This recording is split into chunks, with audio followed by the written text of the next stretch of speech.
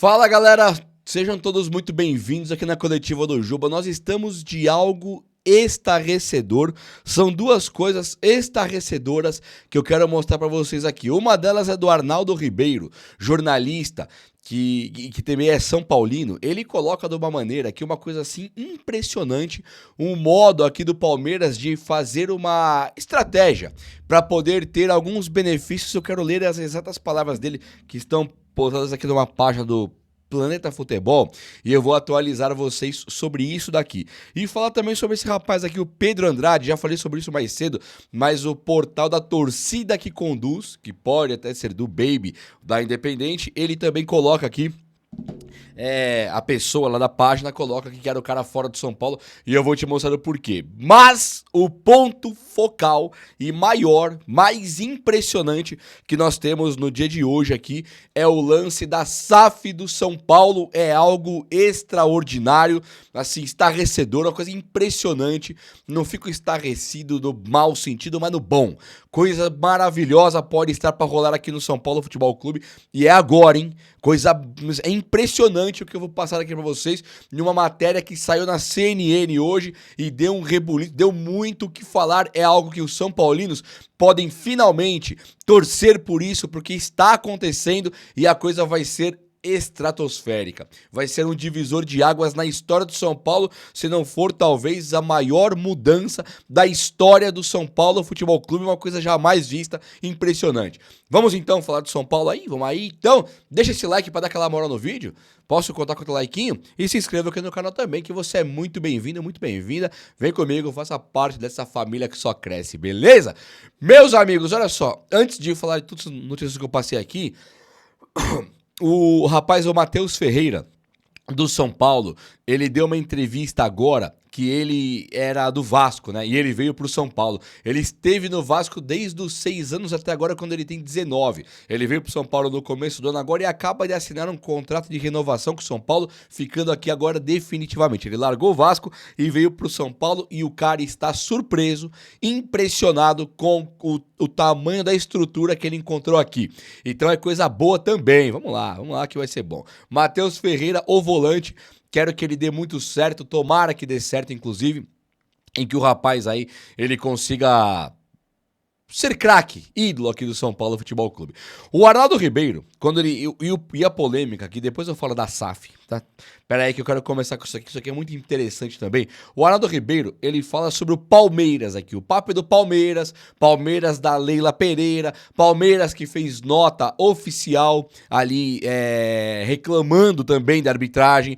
Tem uns vídeos rolando aí na internet, eu não sei se eu vou colocar aqui, mas talvez amanhã eu coloque. É uma coisa assim impressionante, o que o Palmeiras foi beneficiado com alguns pênaltis que nada a ver, sabe? Nesse ano aqui, tô falando desse ano aqui, desse Brasileirão. Mas aí o Palmeiras, a Leila Pereira, falou que a diretoria raramente reclama, porque ela não reclama muito, mas o Abel Ferreira é todo jogo, né? E que eles colocam lá que eles estão de boa, que o Palmeiras não reclama muito assim não da arbitragem, deixa pros lugares ali, os veículos de reclamar de arbitragem. Isso é grupo, isso não tem nada a ver. O Abel Ferreira reclama sempre que ele perde, todas as vezes. E olha o que o Arnaldo Ribeiro fala. Impressionante, eu vou ler, mas tá lá no Planeta Futebol, a página gigantesca ali que tem no X, no Twitter, antigo Twitter, né, o X. Olha aqui, ó, olha só, ele fala assim, ó: o Palmeiras tem método. Poxa, método é quando você tem aquela sequência de ações pensadas, desenhadas, né, premeditadas. Esse é um método que o Palmeiras utiliza. Palmeiras tem método e eu não estou condenando. Então ele tá deixando, tudo bem, pode ter seu método aí. Normalmente é um método dos poderosos da vez, que o Palmeiras é um dos poderosos da vez. O Palmeiras tem uma coluna mestra de atuação que é muito bem orquestrada. Vamos ver o que o Palmeiras orquestra muito bem aqui. Começa pela Leila Pereira, se liga, pega a visão. Começa pela Leila Pereira, passa por Abel e comissão técnica e vai aos jogadores, sobretudo com o Gustavo Gomes, né, o batedor, né, o animal da zaga lá. Os jogadores... O Arnaldo continua. Eu que falei do batedor e do animal da zaga. O Arnaldo continua aqui, ó.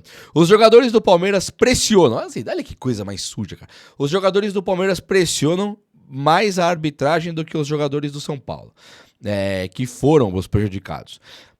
Então, assim, o São Paulo foi prejudicado no jogo, só que quem pressionou mais a arbitragem foi o Palmeiras. Então o Palmeiras ele vai pressionar, pressionar, pressionar, pressionar, e o árbitro vai ali, acaba cedendo um ser humano, vê o Gustavo Gomes ali, cobrão, jogador da seleção do país dele, o Abel Ferreira no banco ali, olhando assim, já o Abel Ferreira, né, como ele partiu pra cima do Caleri aquele dia, do Luiziano, ele fica daquele jeito lá.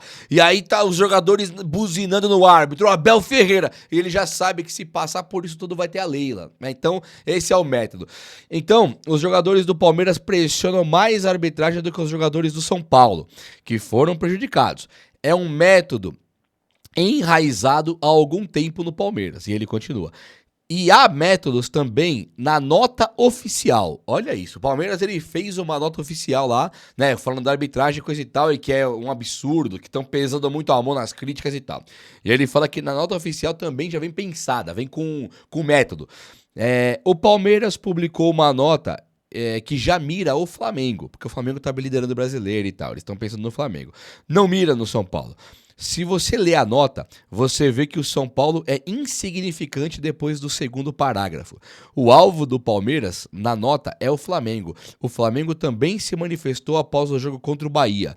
É o método dos poderosos. Então, assim, o Palmeiras reclamou na nota que tem problemas aí, que tem todo mundo que se virar e tal, e que não estão, o Palmeiras não está sendo beneficiado e tal. O Palmeiras se defende para isso chegar em CBF, em arbitragem e tal. O Palmeiras já se defendeu e cita depois outros times que, segundo o Arnaldo, está mirando o Flamengo. E o Flamengo também criticou a arbitragem contra o Bahia lá, falou que o Bahia mereceu ganhar, mas criticou a arbitragem, e aí ele está mirando também nos jogos futuros. Então, Palmeiras, Flamengo, esse é o método dos poderosos. Eles começam uma reclamação antes, para que nos próximos jogos eles tenham vida fácil. É isso que eu estou entendendo aqui. Então, realmente, é o método dos poderosos, os times aí que estão ganhando, e que eles não permitem que a arbitragem erre contra eles. E mesmo quando erra a favor deles, eles ainda vêm a público tentando mudar a narrativa, tentando conduzir uma narrativa para puxar a sardinha pro lado deles. E inclusive a nota oficial do clube, que é aquela notinha que sai pra imprensa escrevendo o que eles estão querendo dizer, ainda assim eles já estão pensando nos jogos futuros. Olha, parabéns, cara. É impressionante o nível que chega a vontade de ganhar, né? Custe o que custar, vamos dizer assim, é o que eu posso falar. Custe o que custar. Esse aqui é um método que vai funcionar também pro futuro, então demorou, vamos aí. Então os caras abraçam. E tudo bem, né? É o método dos poderosos. Poxa, se tá valendo, faz parte do jogo, não tem problema nenhum, então acho que tem mais time que deveria fazer também. É que não faz, né? E aí o que aconteceu aqui também? Eu até paguei a postagem, mas tá aqui, ó. Esse rapaz aqui, tem um tequinho aqui. Esse rapaz aqui do São Paulo, o nome dele é o Pedro Andrade. Tá vendo aqui, ó? Você vai ver aqui o portal da Torcida que Conduz. Eu não sei se essa é a Torcida que Conduz aqui. O que eu sei é que o Baby patenteou esse termo aqui, Torcida que Conduz. Essa é a página Torcida que Conduz oficial. Não sei se é do Baby. E aí eles postam aqui o jogador aqui e tal, que é o Pedro aqui, tá vendo aqui? É o Pedro Andrade. E o Pedro, o que aconteceu? Quando o Vitor Roque fez a postagem lá, que do Bambi sendo engolido pelo tigre, que supostamente o Vitor Roque é o tigre, o Bambi somos nós, que era um veado campeiro, o Bambi. E aí ele tá mordendo o Bambi ali e tal, o Palmeiras mesmo mandou apagar, falou que isso aí não funciona mais e coisa e tal, que não tá legal. E aí ele pega um outro post e ele fala que aqui nós somos o Palmeiras, aqui a gente manda, aqui a gente pá, vai até o fim e tal. E aí o rapaz do São Paulo foi lá e curtiu o post. Se você ver aqui esse verdinho aqui é o Vitor Roque e aqui é o post. E o cara do São Paulo vai lá e curte o post. E agora a galera da torcida que conduz fala assim, ó, não toleramos isso. Demissão pra já desse jogador sem futuro igual o time dele. Demissão pra já. Já pediram a demissão aqui. E blau blau é pro jogador sair do São Paulo, do segundo pedido aqui da torcida. Considero que é algo impactante também, né? É um jogador da equipe de base do São Paulo, curtindo a postagem lá do Vitor Roque, quando o cara ganha do São Paulo num jogo polêmico igual esse. Faltou assessoria, faltou o jogador ser um pouquinho mais esperto. Mas, vamos lá, deixa ele pra lá. Hoje, meus amigos, saiu a matéria na CNN, tá? E essa matéria, ela é meio requentada, porque essa matéria já foi ventilada aqui já, até falei sobre isso no meu canal. Você lembra quando eu falei que teve uma notícia que um cara queria virar SAF no São Paulo, que ele tem grana pra caramba, aquele cara que é o Diego Fernandes, que ele foi um dos responsáveis na articulação pro Carlo Ancelotti vir para a seleção brasileira. A empresa dele agencia jogadores como Vini Júnior e Vini Júnior e um outro, eu já vou lembrar aqui já, vou até pesquisar aqui. É o Vini Júnior e o Neymar, tá bom ou não? Tá bom, cara, a agência dele agencia Vini Júnior e Neymar, é gigante o negócio. E o cara tem dinheiro assim, é dar com pau. E aí a CNN foi fazer uma apuração no São Paulo para virar SAF o São Paulo. É para o São Paulo virar SAF. Para agora o que você tá fazendo aí. Dá uma olhadinha nos meus olhos aqui. Ó, aqui nós estamos falando de gente que realmente tem grana para o São Paulo virar SAF. A matéria que tá na CNN é assim, ó. O Diego Fernandes, empresário responsável por articular a vinda de Carlo Ancelotti à seleção brasileira, já tem aval de alguns investidores são paulinos. São caras são paulinos que também tem grana. E aí ele chegou para esses caras e falou: vamos aí colocar um dinheiro no São Paulo, vamos tentar tomar conta ali e investir no São Paulo Futebol Clube. E os caras teriam dito sim para ele. Esses investidores são paulinos querem entrar nesse barco. Esse Diego Fernandes, ele também é declaradamente São Paulino, tá? Isso aqui ele é São Paulino já.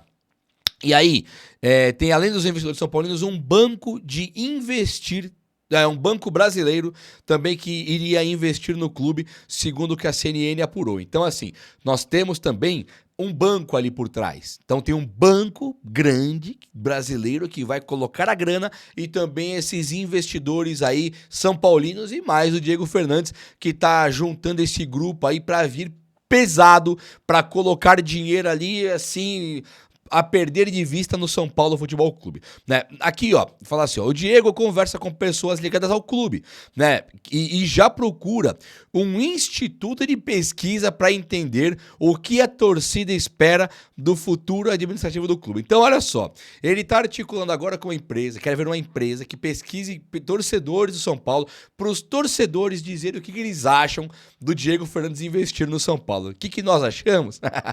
Eu respondo isso com quantas palavras? Uma, maravilhoso. Duas, sensacional e maravilhoso. 3, formidável, sensacional e maravilhoso. 4, tire o São Paulo do Casares.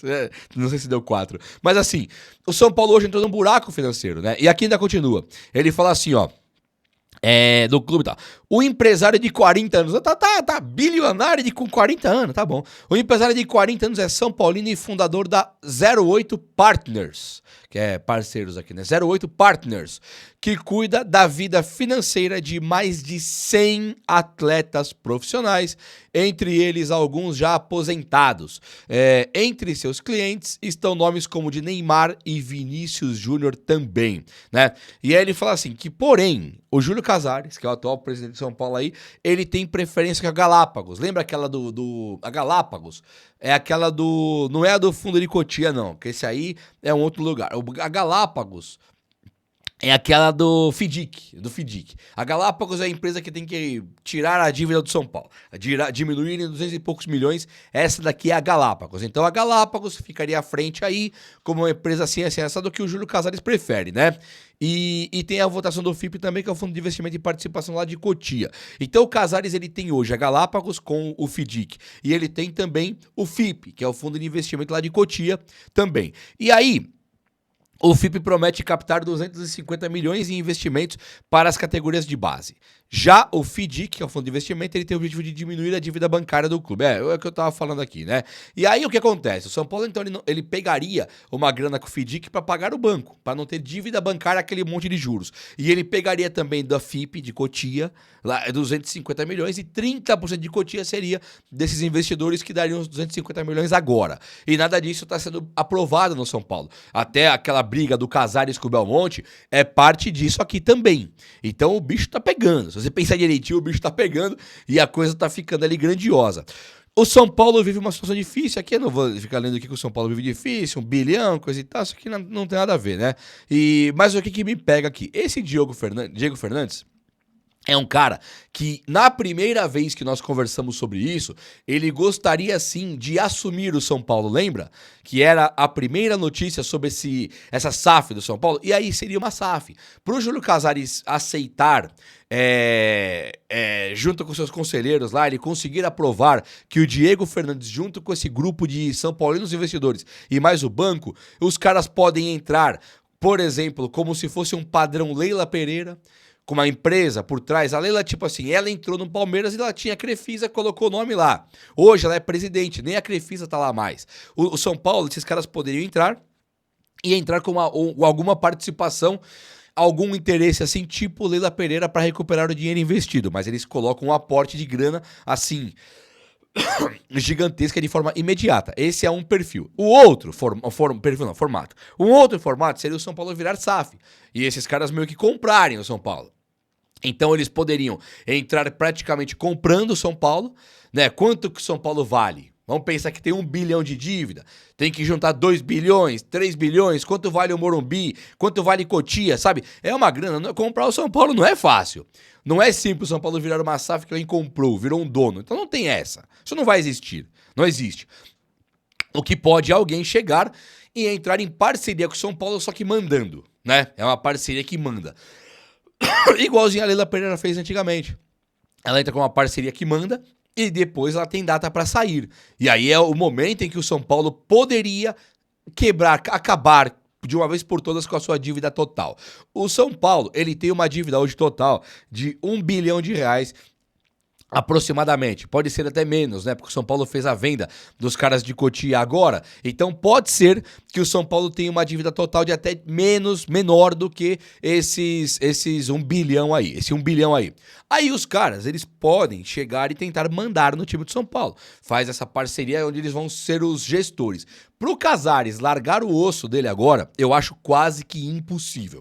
Quase que impossível, não é? Você pensa, poxa, o Casares, egocêntrico como ele é, um cara tão aparecido do futebol clube, como é que ele vai largar o São Paulo? Um presidente eleito de maneira justa, né, democrática, ele foi democrática naquela. Os caras que tinham que votar foram lá e votaram. E ele foi eleito ali no São Paulo e agora ele tem anos de mandato. Como é que você vai falar assim, ah não, sai fora da cadeira aí, vou dar dinheiro pro São Paulo? Ele não vai querer. O que pode acontecer? Ele pode querer aceitar essa parceria, onde os caras entram com a grana, com investimento, são os mandatários e o Casares ficaria sendo o CEO, o presidente do São Paulo. Isso é muito comum acontecer em bancos, né? Você não sabe quem é o dono, sabe quem é o CEO. O dono tá esquecido ali, tem o conselho que tá acima do CEO. O CEO é o presidente, tem um conselho em cima. Tem um dono que tá em algum lugar, sabe lá Deus onde, né? Sabe lá Deus quem é também, inclusive. Então o Casares seria o presidente e teria que reportar ao conselho, que o conselho não seria mais aqueles conselheiros lá, aqueles tiozinhos lá, seria o conselheiro desses investidores que fizeram o São Paulo virar SAF. E aí é dinheiro infinito. Se vocês pararem para lembrar, uma vez o PVC, Paulo Vinícius Coelho, o jornalista da Memória Boa lá, lembra do PVC?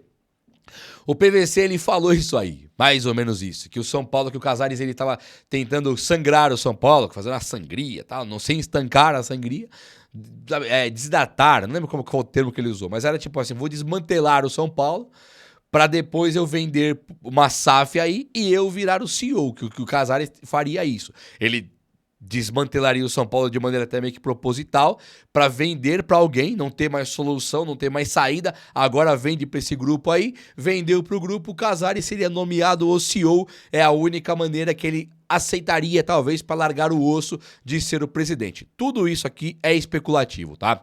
Não tô falando aqui que o PVC garantiu, então ele tem que provar agora, nada disso. Não tô falando que o Casares também fez isso, nada disso. O que eu estou dizendo é, o São Paulo hoje caminha a passos largos para virar uma SAF ou ter esses investidores que ninguém vai pôr dinheiro na mão do Casares do Belmonte lá e falar, obrigado, agora quando eu recuperar me devolve aqui. Não vai fazer assim. Eles vão, quem colocar dinheiro no São Paulo agora vai ficar de olho, claro.